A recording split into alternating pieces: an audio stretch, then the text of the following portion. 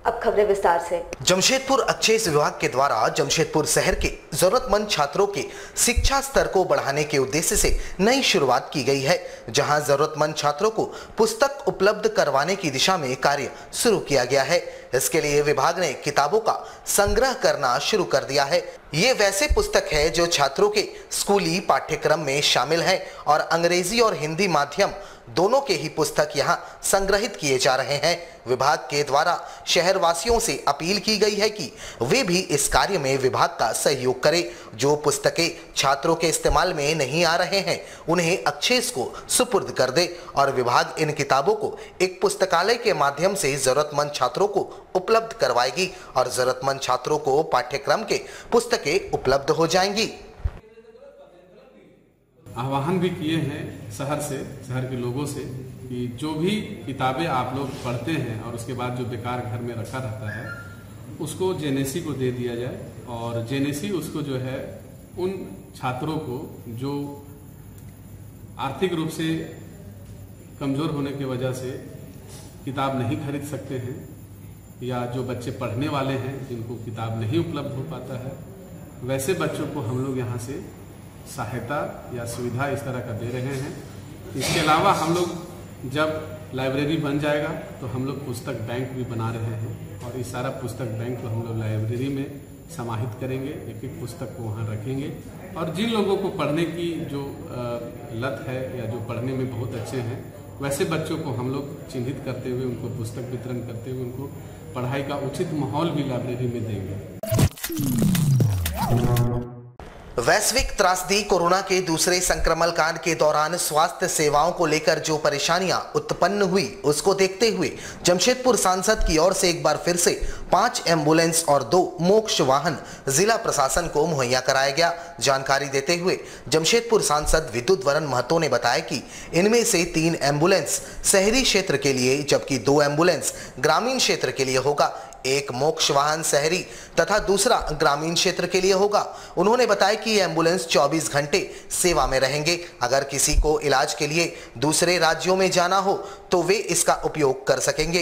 इसके अलावा आकस्मिक दुर्घटना की स्थिति में सभी एम्बुलेंस कार्य करेंगे। वहीं मोक्ष वाहन भी जरूरतमंद लोगों को उपलब्ध कराया जाएगा ताकि शमशान घाट तक शवों को ले जाने में परेशानियों का सामना न करना पड़े। और इसको जो है वो लोग भी इसको व्यवहार में लें, है कि नहीं। और हम वैसे लोगों को दे रहे हैं जो अगर गरीब तबके के लोग हैं जिसका सचिव चप्पल तक नहीं है तो हम उसको देने से पहले ये जरूर बोल देते हैं कि अगर गरीब आके कोई दस्तक देता है उसका पास एक पैसा नहीं, पहले इसको अस्पताल पहुँचाए, है ना। अगर कोई उस तरह सामान्य है तो थोड़ा सा ड्राइवर वगैरह का चाय पानी का व्यवस्था कर सकता है तो ठीक है, नहीं भी कर सकता तो ठीक है। तो वैसे ही लोगों को सामाजिक संस्था को भी हम लोग दे रहे हैं। और अभी इतना सारे चल रहा, अभी तक कोई किस कहीं से कोई कुछ बोले नहीं, बेहतरीन ढंग का चल रहा है। और अभी देखिए पिछले बार में 1 सिलेंडर था, अभी 2-2 सिलेंडर वाला बना देता कि यहाँ से भुवनेश्वर कलकत्ता कहीं भी ले जा सकते और सब में AC लगा हुआ। अभी 15 पहले 3 दिए, 15 दिन 18 गाड़ी मेरा संसद निधि से चल रहा पूरे जिला में और आगे चल के 30 के आसपास हो जाने से मेरा ख्याल में पूरा जगह कवर कर रहा है। गोविंदपुर सर्वदलीय संघर्ष समिति के द्वारा गोविंदपुर इलाके में व्याप्त सड़क की समस्या को दूर करने की मांग पर एक बार फिर से जिले के उपायुक्त से मुलाकात की, साथ ही उनके कहे अनुसार कार्य शुरू करवाए जाने की मांग की। गौरतलब हो कि विगत लगभग 6 माह पूर्व इलाके में व्याप्त सड़क की समस्या को दूर करने को लेकर तमाम राजनीतिक दलों के नेतागण दल से ऊपर आकर एक मंच पर आए और सर्वदलीय कमेटी के बैनर तले आंदोलन किया। इसके बाद जिले के उपायुक्त ने बरसात का मौसम खत्म होने के बाद सड़क निर्माण कार्य को शुरू करवाने का आश्वासन इन्हें दिया था। अब बरसात के मौसम के पश्चात कार्य को शुरू करवाने की मांग पर समिति ने सोमवार को जिले के उपायुक्त से मुलाकात की, साथ ही त्वरित रूप से सड़क निर्माण के कार्य को शुरू करवाने की मांग की। तो डीसी साहब से मिलने आए थे कि आपने जो आश्वासन दिया था उस आश्वासन का क्या हुआ। सड़क आज भी उसी स्थिति में बद से बदतर है, गड्ढे हैं, लोग डेली उसमें जाने वाले लोग गिर रहे हैं। और आज हम लोग फिर से उनको रिमाइंडर देने का काम किए हैं और गोविंदपुर के तमाम जो दल है सर्वदलीय संघर्ष समिति में अब हम लोगों ने निर्णय लिया है कि दुर्गा पूजा के पहले यदि सड़क नहीं बनता, हम यहाँ के जनप्रतिनिधि, सांसद महोदय, विधायक महोदय से भी कहना चाहते हैं कि आप लोग जिम्मेवार व्यक्ति हैं, आप लोगों को लोगों ने वोट देकर जिताया है, लेकिन आज आप लोग सड़क को बनवाने में आप लोगों की जो रवैया है वो बहुत ही उदासीन है। और हम लोग को नहीं लगता है कि हमारे जो विधायक हैं या सांसद हैं वो पूरी तत्परता के साथ गोविंदपुर के बारे में सोच रहे हैं। इसीलिए गोविंदपुर की जनता की ओर से तमाम सर्वदलीय संघर्ष समिति के लोग आज डीसी साहब से, सांसद महोदय से और जुगसलाई विधानसभा के विधायक मंगल कालिंदी जी से निवेदन करते हैं कि आप लोग दुर्गा पूजा के पहले इस सड़क का निर्माण शुरू कराया जाए, नहीं तो सर्वदलीय संघर्ष समिति दुर्गा पूजा के बाद चरणबद्ध आंदोलन करेगी। भारत संचार निगम लिमिटेड के द्वारा देश भर के साथ साथ जमशेदपुर में भी 22वां स्थापना दिवस मनाया गया, जहां मुख्य अतिथि के रूप में झारखंड सर्कल के CGMT मौजूद रहे। BSNL ने सोमवार को अपने 21 वर्ष पूरे कर लिए और 22वें वर्ष में प्रवेश किया, जहां देश भर में इस उपलक्ष्य में सम्मान समारोह का आयोजन किया गया। जमशेदपुर स्थित एक होटल में भी इसका आयोजन किया गया। यहां जिला भर के तमाम कर्मचारी शामिल हुए, जहां बेहतरीन कार्य करने वाले कर्मियों को सम्मानित किया गया।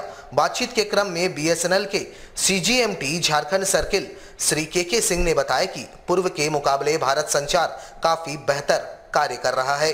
खासकर ग्रामीण इलाकों में भी फाइबर केबल बिछाने का कार्य तेजी से चल रहा है, ताकि प्रत्येक ग्रामीणों तक भारत संचार के बेहतरीन सेवाओं को पहुंचाया जा सके।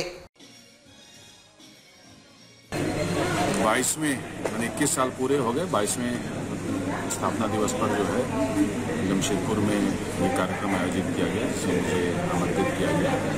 आज इस अवसर पर हम लोगों ने साथ काम करने वाले हमारे चैनल पार्टनर टिप्स और हमारे चैनल क्लस्टर पार्टनर्स हैं, जो कि हमसे जुड़े हैं पिछले कुछ सालों से।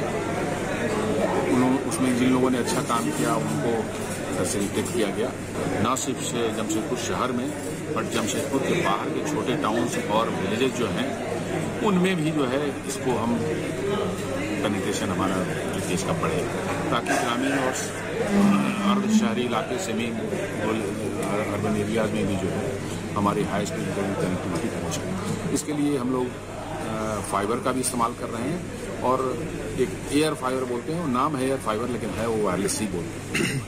एयर फाइबर से नाम दे दिया गया, तो उसका भी इस्तेमाल करके जो है जहाँ पर हमको फाइबर पहुँचाने में दिक्कत होगी या कुछ वक्त लगेगा, वहाँ पर हम कनेक्शन देने के लिए हाई स्पीड कनेक्शन देने की व्यवस्था कर रहे हैं। जमशेदपुर के मानगो स्थित बस अड्डे के बाहर ठेले खोमचे वालों से जमशेदपुर अक्षेस के द्वारा अवैध वसूली किए जाने का आरोप भारतीय जनतंत्र मोर्चा ने लगाया है। साथ ही इसको लेकर विभागीय कार्यालय के समक्ष जोरदार प्रदर्शन किया गया। इन्होंने बताया कि विभाग के द्वारा अपने लोगों को बस अड्डे के बाहर तैनात किया गया है, जो प्रति ठेले से प्रतिदिन 100 रुपए का चार्ज लेते हैं और इसका रसीद भी उनके पास उपलब्ध है, जिसमें जमशेदपुर अक्षेस का नाम अंकित है। इनके अनुसार ये वसूली जबरन की जाती है, जबकि ठेले वालों की कमाई इतनी नहीं है कि वे रोजाना 100 रुपए दे पाए।